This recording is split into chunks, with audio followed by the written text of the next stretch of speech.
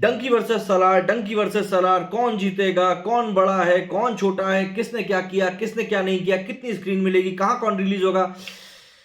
पागल हो गए यार, पिछले 3 से 4 दिनों में जो सूरत हाल मचा के रखा हुआ है ना आप लोगों ने, लिटरली दिमाग के तोते उड़ गए। इस समय टाइम हो रहा है सुबह के 4:30 5 बज रहे हैं, मैं एक इवेंट निपटा कर आया हूं। मैंने आकर देखा एडवांस बुकिंग दोनों ही मूवीज का, मेरे होश फाख्ता होगा कि यार ये चल क्या रहा है। मैंने अपने डीएम खोला इंस्टाग्राम पर जाकर, वहां पर देख रहा है कि वहां पे सब लोग बजट को लेकर लड़ाई कर रहे हैं, स्क्रीन को लेकर लड़ाई कर रहे हैं कि भाई यहाँ ये कर रहे हैं, अरे डंकी के साथ गलत हो रहा है तो भाई सलार के साथ गलत हो रहा है। भैया माफ करो, जरा चीजों को समझो किस तरीके से चीजें होती हैं। यहाँ पर ऐसा नहीं है कि आपके लिए बिल्कुल सावन है कि भैया सब हरा ही हरा है, ऐसा नहीं होता है। यहाँ पर सबके सब धंधा करने बैठे हैं, फिर चाहे वो शाहरुख खान हो, राजकुमार हिरानी हो, प्रशांत नील हो, सलार हो, मतलब कि प्रभास हो, सबके सब यहाँ बिजनेस करने के लिए बैठे हुए हैं। कोई यहाँ पर परोपकार करने के लिए नहीं आया है। तो देखिए गला काट रेस तो होगी। कुछ रिपोर्ट्स निकलकर सामने आ रही थी, कुछ एक आर्टिकल्स निकलकर सामने आए जिनमें कि कहा गया कि भैया स्क्रीन शेयरिंग को लेकर कुछ दिक्कतें हो रही हैं, तो प्रभास जो है वो शाहरुख से बात करेंगे और रास्ता निकालेंगे।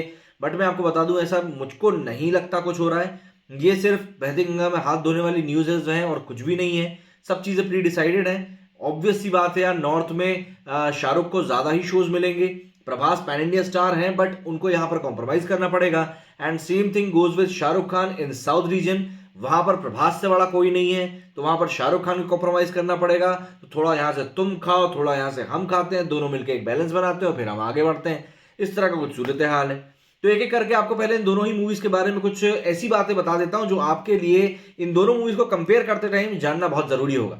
सबसे पहले अगर हम लोग बात करें बजट के बारे में, तो देखिए शाहरुख खान की इस साल ऑलरेडी 2 मूवीज रिलीज हो चुकी हैं। पहली थी पठान और दूसरी थी जवान।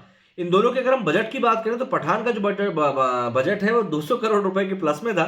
वहीं अगर हम जवान के बजट की बात करें तो भाई वो 300 करोड़ के प्लस में था। ऑब्वियस सी बात है, बड़ी कमर्शियल सिनेमा मूवीज थी, बहुत बड़े बड़े इनके बजट थे।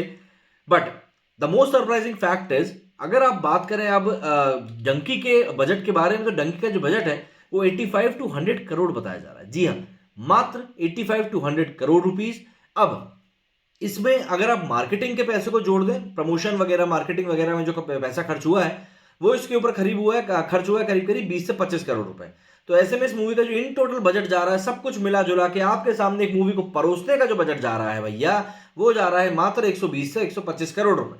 विकी कौशल की भी, क्योंकि इसमें एक मतलब कैमियो ही है, बहुत बड़ा रोल नहीं है, तो उनकी भी फीस इतनी ज्यादा नहीं रही होगी। तो 120 से 125 करोड़ रुपए में भैया आपकी जो डंकी मूवी है बन के तैयार हो गई। अब कई लोग बोलेंगे अरे भैया शाहरुख खान की तो फीस ही 100 150 200 करोड़ रुपए, आप कैसे बोल सकते हो। तो मैं आपको एक चीज बता दूं, शाहरुख खान जो है, ये मूवी ऑब्वियस सी बात है गौरी खान प्रोड्यूस कर रही है, तो शाहरुख खान इस मूवी के लिए कोई फीस नहीं ले रहा है। लेकिन इसका मतलब ये नहीं है कि भाई साहब ने इसके लिए कोई पैसा चार्ज नहीं किया है। पैसा चार्ज किया है, पर वो कैसे किया है, प्रॉफिट पे चार्ज किया है। मतलब अगर की मूवी कमाएगी तो मैं पैसे लूंगा, अगर मूवी डूबेगी तो मेरा भी पैसा डूबेगा। सिंपल सा फंडा है और कुछ भी नहीं। और शाहरुख खान की मूवी है, शाहरुख को इतना पता ही है कि भाई ये मूवी चलेगी चलेगी, तो उन्होंने इस चीज को लेकर फाइनल कर दिया है। अच्छा, गौरी खान के अलावा इस मूवी के जो दूसरे प्रोड्यूसर है वो खुद राजकुमार हिरानी है, तो उनको ही पता है कि भाई उनका पैसा दांव पे लगा हुआ है, तो इसीलिए भी उन्होंने इस मूवी को लेकर काफी ज्यादा मेहनत करी है। दूसरी बात, दूसरी बात जो है सबसे ज्यादा इंपॉर्टेंट फैक्टर भी है, इस मूवी को शूट करने में बहुत कम टाइम लगा है। आपको ध्यान हो तो पठान के रिलीज होने के बाद में, जवान के रिलीज होने के ठीक पहले कुछ रिपोर्ट्स निकलकर सामने आई थी कि भाई डंकी नाम की एक मूवी बन रही है और अब हमारे सामने मूवी रिलीज भी होने को तैयार है। तो इसकी शूटिंग में काफी कम टाइम लगा है। शूटिंग में कम टाइम लगा तो ऑब्वियस सी बात है, लोकेशंस के ऊपर, क्रू के ऊपर ज्यादा खर्चा हुआ नहीं है, तो वहां से भी कॉस्ट कटिंग हो गई। अब आपको एक और चीज बताता हूं, वो जानकर आप और भी ज्यादा हैरान होंगे कि 120-125 करोड़ के बजट में बनी हुई ये मूवी ऑलरेडी अपना पैसा रिकवर कर चुकी है। जी हाँ, ये ऑलरेडी अपना पैसा रिकवर कर चुकी है। इसने करीब करीब 230 करोड़ रुपए का जो है प्री रिलीज बिजनेस कर लिया है, जिसमें से कि 150 करोड़ रुपए का इसने ओटीटी का बिजनेस किया है और 80 करोड़ रुपए में इसने सैटेलाइट के अपने राइट्स बेचे हैं। म्यूजिक राइट्स के बारे में अभी तक कोई बात निकलकर सामने नहीं आई कि कितना क्या अमाउंट है।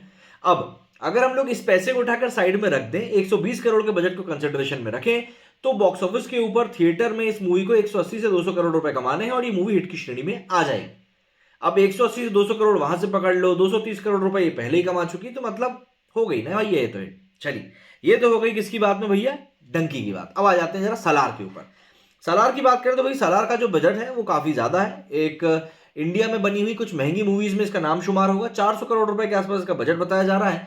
और सबसे बड़ी बात ये कि इस 400 करोड़ रुपए के बजट में से प्रभास की जो फीस है, आदिपुरुष के टाइम भी काफी हल्ला हुआ था, प्रभास की फीस यहां पर बताई जा रही है कि 100 करोड़ प्रभास ने इस मूवी को करने के लिए फीस ली। अब कई लोगों के जहन में सवाल आएगा कि भैया आखिर प्रभास को 100 करोड़ रुपए किस लिए दे देते हो? तो प्रभास को 100 करोड़ रुपए इसलिए देते हैं क्योंकि उनकी रिटर्न वैल्यू जो है काफी अच्छी है।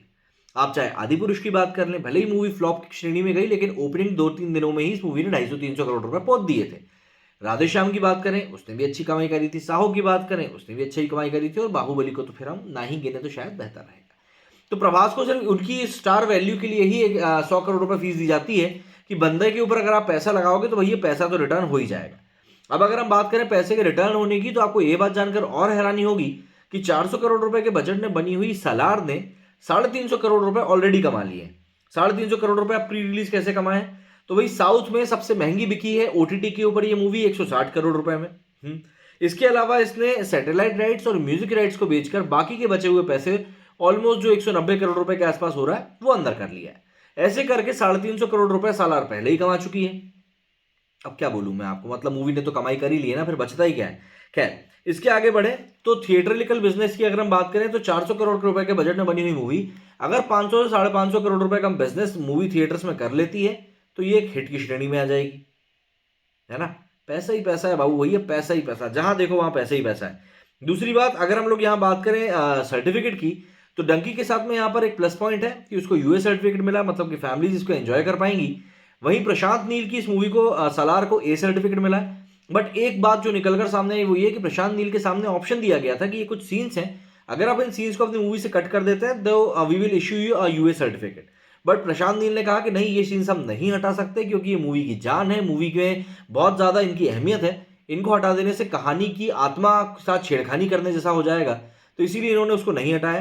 प्लस आपको एक बात और देखनी पड़ेगी कि आजकल एडल्ट सर्टिफिकेट एक तरह की मार्केटिंग स्ट्रैटेजी बन गया है। क्यों भैया, अभी रिलीज हुई थी एनिमल, एडल्ट सर्टिफिकेट है, क्या ताबड़तोड़ कमाई कर रही है मूवी यार, 850 करोड़ के आसपास पहुंच गई है।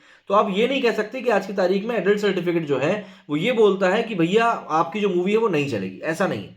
पूरी पूरी चांसेस है कि आपकी मूवी जो है चल सकती है और ऑडियंस को भी अच्छा खासा अट्रैक्ट करती है। अब बात करें फाइनली फर्स्ट डे कलेक्शन के बारे में, तो आपको ये चीज और समझनी पड़ेगी कि सालार जो है वो एक बहुत ही बड़ी कॉमर्शियल मूवी है, उसको बनाया ही मास सेंट्रिक सिनेमा के लिए है, मास पीपल के लिए है। तो ये मूवी पहले 1-2-3 दिन में ऐसा भयंकर कलेक्शन करके निकालेगी ना कि आपके होश फाख्ता हो जाएंगे। लाइफ टाइम कलेक्शन डिपेंड करेगा पूरा पूरा इस मूवी के रिव्यू के ऊपर कि वर्ड ऑफ माउथ कैसा आता है, क्योंकि आदिपुरुष ने भी बम्पर ओपनिंग करी थी पर वर्ड ऑफ माउथ कोई खराब आया था तो मूवी पिट गई थी। तो यहां पर सालार के साथ भी यही फंडा है, ओपनिंग बहुत शानदार होगी, आगे बढ़ेगी लेकिन पब्लिक के दम पर। अब बात करें डंकी की, तो देखिए डंकी एक ऐसी मूवी है जो कि आप मतलब इंजॉय करते हो, मतलब एकदम मक्खन की तरह सड़क पे चलने वाली जो नई गाड़ी है ना, बिल्कुल वैसी ये मूवी है। तो यहां पर ये तो नहीं कह सकते कि एक बहुत भयंकर ओपनिंग लेगी, बट हाँ ये जरूर है कि इसका लाइफ टाइम बिजनेस काफी अच्छा खासा होगा। तो ऐसे में हम लोग अगर एक मोटे मोटे प्रोडिक्शन की बात करें तो इंडिया में जहां तक है डंकी 70 to 80 करोड़ का बिजनेस कर सकती है डे वन में। वही अगर हम सलार की बात करें तो वो most probably 90 crore to 110 crore का बिजनेस करेगी। वहीं ओवरसीज को भी अगर मिला दें तो डंकी 100 करोड़ के पास और सलार जाएगी करीबन 130 से 150 करोड़ के आसपास। आप लोगों का क्या कहना है अब इसके बारे में कमेंट करके जरूर बताइएगा।